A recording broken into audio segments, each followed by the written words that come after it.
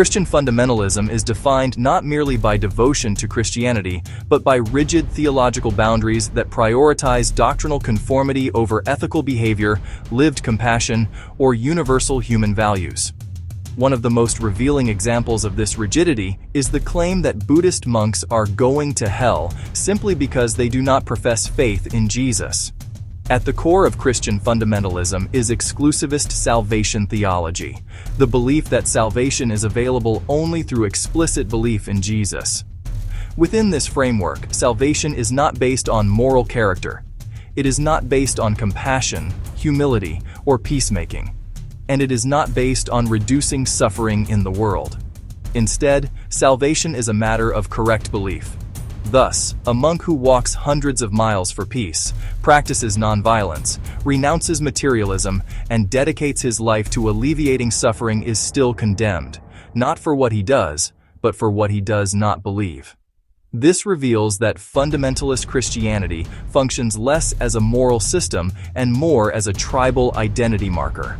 One of the most striking problems with fundamentalist condemnation of peace monks is the ethical contradiction it creates.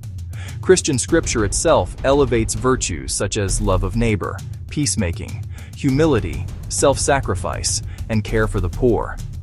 Yet fundamentalist theology often overrides these teachings.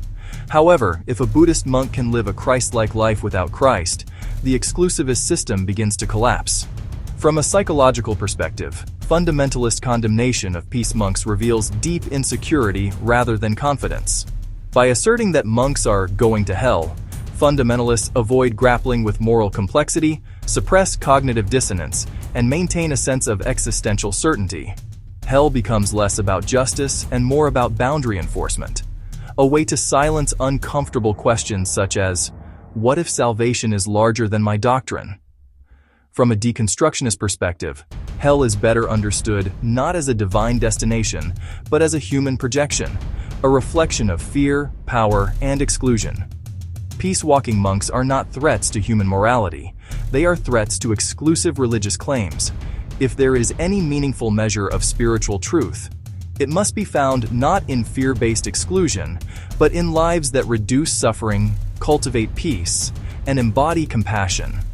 In that light, the question is no longer whether monks are going to hell, but whether a theology that condemns them deserves to survive? What do you think about the survival of the fundamentalist doctrine? Drop your thoughts in the comments below, and if this resonates with you, subscribe for more insights on the transformation of consciousness.